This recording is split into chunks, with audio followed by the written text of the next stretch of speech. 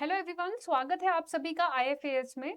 तो जैसे कि हम जानते हैं कि आईआईटी जैम एक नेशनल लेवल एग्जाम होता है और इसको क्वालिफाई करने के लिए और इसको अच्छे रैंक लाने के लिए हमें काफ़ी सारा डेडिकेशन, परसीवरेंस, काफ़ी डायरेक्शनल स्टडी करनी होती है और बहुत सारा मोटिवेशन लगता है, राइट? ऐसे ही काफ़ी सारे ऐसी क्वालिटीज़ को लेकर आज हमारी कैंडिडेट पंखुड़ी यहाँ पर हमारे साथ ज्वाइन है। पंखुड़ी ने आईआईटी जैम एग्जाम क्वालिफाई किया है और उनका एक अच्छा ऑल इंडिया रैंक भी आया है। हम जानना चाहते हैं कि पंखुड़ी ने ये सब कैसे किया, उनकी क्या जर्नी रही है, और ये सब हम डिस्कस करेंगे पंखुड़ी से। उनकी कहानी हम सुनेंगे उन्हीं की जुबानी। तो सबसे पहले पंखुड़ी, कैसे हो आप? और आपको कॉन्ग्रेचुलेशंस, आपने बहुत अच्छा स्कोर किया है आईआईटी जैम में। Thank you ma'am.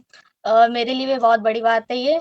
और मतलब इसमें काफ़ी मेहनत करी है तब जाके ये आया ऑफ मतलब कोर्स। मैं हम यस यस, बिल्कुल आपने इतनी मेहनत की है। मेहनत के बिना तो इतना हार्ड लेवल एग्जाम तो नहीं क्वालिफाई हो सकता है, राइट? और मेहनत भी कोई एक दो महीने की नहीं होती है, काफी टाइम की होती है। क्योंकि हम ऐसे भी होता है कि हम ट्राई करते हैं, जैसे कि हमारे अगर एकेडमिक की एग्जाम ले लें तो फिर हम 2 महीने करें तो भी अच्छे से स्कोर कर लेते हैं। बट यहाँ पर हमें डेडिकेशन बहुत लंबे टाइम का चाहिए होता है। तो इसीलिए ऑफकोर्स ये एग्जाम अपने आप में काफी चैलेंजिंग होती है। तो हम शुरू से शुरू करते हैं पंखुड़ी। सबसे पहले आपका नाम बताइए, पूरा नाम बताइए। आपने बैचलर्स कहाँ से किया है? आपका आईआईटी जैम में ऑल इंडिया रैंक क्या आया है? Okay ma'am.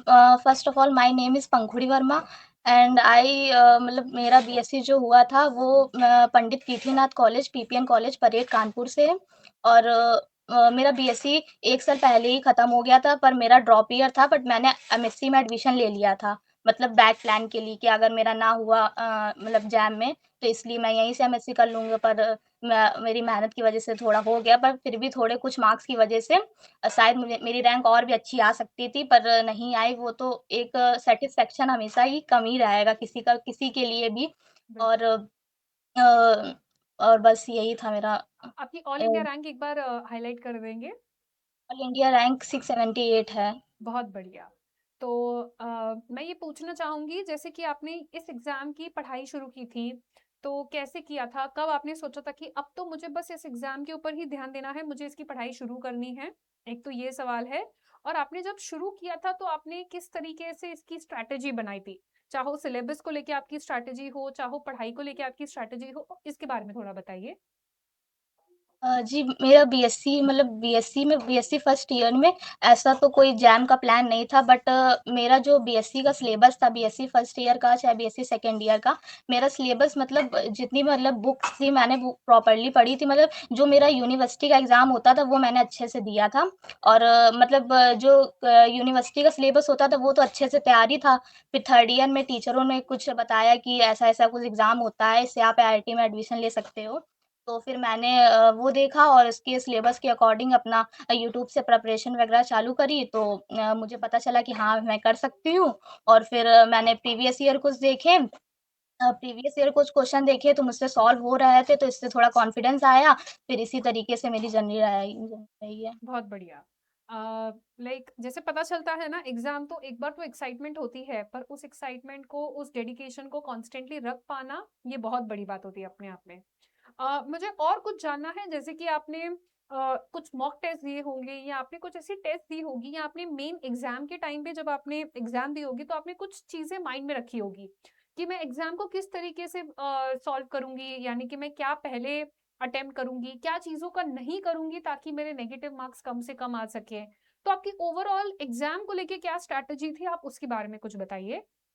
जी, जी, मैं बताना चाहती हूँ। मतलब ये तो वैसे मेरा सेकंड अटेम्प्ट है आईआईटी जैम का। मेरे बिल्कुल। फर्स्ट अटेम्प्ट में हम कुछ मतलब नॉर्मली बताना चाहेंगे, मेरी 2153 रैंक थी। हम ये मतलब फ्री होके बताना चाहेंगे। और फिर मेरे सेकंड मतलब उसमें हमने ये गलती कर दी थी एक कि हमने मतलब मेरे नंबर तो सही थे, फिर मैंने नेगेटिव ज़्यादा कर दिया था। इस वज़ह राइट। से मतलब मेरी रैंक काफ़ी काफ़ी बेकार हो गई थी इस वज़ह से। और फिर मैंने यही गलती को ना करते हुए इस बार के जो मेरा अटेम्प्ट था, इसमें मैंने पहले तो मैंने सीक्वेंस वाइज़ ही क्वेश्चन अटेम्प्ट करना चालू करा। सेक्शन ए में मैंने जैसे कि अगर मुझे 10 क्वेश्चन आ रहे हैं तो मैंने 10 ही करी पर एक भी ज़्यादा ये नहीं देखा कि ज़्यादा क्वेश्चन करने के चक्कर में नेगेटिव कर दूँ, ये मैंने बिल्कुल नहीं देखा इस बार। लेकिन मैंने जब आके अपनी आंसर की मिलाई तो मैंने अगर जैसे मैंने 10 करे हैं ऐसे ही मैंने ज़्यादा क्वेश्चन नहीं करे थे सेक्शन ए में, 10 या 15 ही मुश्किल से या इससे कम ही करे होंगे। अभी मुझे एग्ज़ैक्टली याद नहीं कितने क्वेश्चन थे, तो मैंने जितने करे थे सही थे वो सारे। तो ये मुझे इस बार की रैंक में ये बेनिफिट हुआ है। और ये मैं सबसे बोलना चाहूँगी कि मतलब आप लोग जितने भी क्वेश्चन करिए, वो सही होने चाहिए। ख़ासकर सेक्शन ए का तो बहुत ही ज़्यादा ध्यान रखिए। मतलब यही मुझसे गलती हो गई थी पिछली बार, तो इस बार मैंने वो अपनी गलती को सुधारा है, तो मेरी रैंक भी थोड़ी सही हो गई है। बिल्कुल। क्या ही इस ये एक प्रॉब्लम होती है कि हमें लगता है कि हम जितने ज़्यादा क्वेश्चंस को सॉल्व कर लेंगे, उतना ही हमारा स्कोर अच्छा होगा। पर एंट्रेंस एग्ज़ाम्स में ये चीज़ें नहीं होती क्योंकि नेगेटिव मार्किंग का एक फैक्टर आ जाता है। और जैसे कि आपने बताया कि आपने अपनी पिछली गलतियों से सीखा, तो ये सबसे बड़ी इम्पोर्टेंट बात है कि नेगेटिव मार्किंग जितनी कम से कम हो सके, उतना ही हमारा स्कोर अच्छा आता है। तो आपने यही बात का इस बार भी ध्यान रखा और आपकी कम से कम नेगेटिव मार्किंग आई, इसीलिए आपका स्कोर पॉज़िटिव में रहा। बहुत बढ़िया। एक आखिरी सवाल पूछना चाहूँगी, आप हमारे व्यूअर्स को जो अभी एस्पिरेंट्स हैं, जो अभी प्रिपेयर कर रहे हैं, उनको आप आपके हिसाब से क्या मैसेज देना चाहते हो? चाहो आप बताना चाहो कि ये करना चाहिए और क्या नहीं करना चाहिए? अगर आप इनकी क्लैरिटी दे सको, कुछ अपने अकॉर्डिंग आप चीज़ें बता सको तो काफ़ी हेल्प होगा। अ, मेरे हिसाब से अगर मतलब किसी ने स्टार्टिंग से ही अभी स्टार्ट करा है तो उसको पूरा सिलेबस कवर करने की कोशिश करनी चाहिए और लास्ट टाइम पे जैसे कि 1 या 2 मंथ बाकी हों, तो आपने जितना करा है उसी को समेटने की कोशिश करिए कि मतलब ये ना देखिए कि मेरा सिलेबस इतना हुआ है, मतलब ये ना हो कि कॉपी में ही सब लिखा-लिखा रहा है, मतलब आपको समेटना चाहिए 1-2 महीने पहले। अगर जैसे आपने 4 चैप्टर करे हैं तो 4 चैप्टर सॉलिड होने चाहिए, मतलब जितना करो उतना सॉलिड होना चाहिए। ये ना देखिए कि मेरा इतना सिलेबस बाकी है, इतना सिलेबस मतलब मेरे मेरे ही केस में हमने भी मतलब 2-3 चैप्टर थे, मेरे नहीं हो पाए थे मतलब टाइम कम पड़ गया था या नहीं हो पाए थे, तो मैंने उसको स्किप कर दिया। मैंने कहा ठीक है जितना है, उतना ही अच्छे से प्रिपेयर करते हैं, शायद इसी में से अच्छे को मतलब अच्छी रैंक आ जाए और फिर और लास्ट टाइम पे ये ज़्यादा देखना चाहिए कि मतलब और भी ज़्यादा नई क्लासेस मत लें, नया चैप्टर मत पढ़ें और जितना भी आपका है सिलेबस उसी को अच्छे से तैयार करके उसके क्वेश्चन प्रैक्टिस ज़्यादा करिए। जैसे कि जब मेरे केस में जब पेपर के कुछ समय बाकी था तो मैंने यूट्यूब पे काफ़ी सेशन चलते हैं आप मैम के चैनल के भी काफ़ी सेशन चलते हैं। उसमें भी ये लोग मतलब क्वेश्चन प्रैक्टिस मैम लोग बहुत अच्छी क्वेश्चन प्रैक्टिस कराते हैं। काफ़ी मतलब उसके रेफरेंस बुक के भी काफ़ी अच्छे क्वेश्चन्स होते हैं, तो क्वेश्चन प्रैक्टिस आप ज़्यादा से ज़्यादा करिए, तो वही मैं कह सकती हूँ क्वेश्चन प्रैक्टिस ही एक आखिरी अ, ह हथियार है जो आपकी रैंक को अच्छा कर सकता है। बिल्कुल, बहुत सही बात कही आपने। आपके पूरे डिस्कशन से ये चीज़ तो बहुत क्लियर निकल कर आती है कि 100% सिलेबस तो कभी नहीं करना होता है, पर हम जितना भी कर रहे हैं, अगर वो पहले तो ये ध्यान रखना है कि हाई वेटेज टॉपिक्स हो और हम जो कर रहे हैं, उससे इतना अच्छे से करिए कि उसमें से कोई भी क्वेश्चन आ जाए, हम कर सकें। तो आपने जैसे बताया कि अगर हम 4 चैप्टर्स भी कर रहे हैं, उसे इतना अच्छे से करना है, ये बहुत इंपॉर्टेंट पॉइंट है। और दूसरी चीज़ होती है कि क्वेश्चंस की प्रैक्टिस करना। ऐसा होता है कि हमने बहुत सारी थ्योरी तो कर ली, अब उसे अप्लाई भी करने आना चाहिए क्वेश्चंस में।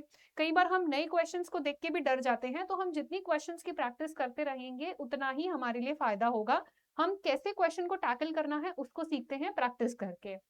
तो बहुत अच्छी बातें कही आपने, आई होप हमारे व्यूअर्स को ये बहुत हेल्प करेगा। अगर आपको ये वीडियो देखकर कुछ हेल्प हुआ हो या मोटिवेशन मिला हो, तो प्लीज़ हमारे वीडियो को लाइक कीजिए और अपने फ्रेंड्स के साथ ज़रूर शेयर कीजिए। मैं फिर से पंखुड़ी आपको बहुत सारी बधाइयाँ देना चाहती हूँ। आपने काफ़ी अच्छा रैंक लाया है और मैं आपको ऑल द बेस्ट भी विश करना चाहती हूँ। आप आपकी जो मनपसंद यूनिवर्सिटी या इंस्टीट्यूट हो, आपको वो मिल जाए। All the very best. Thank you ma'am.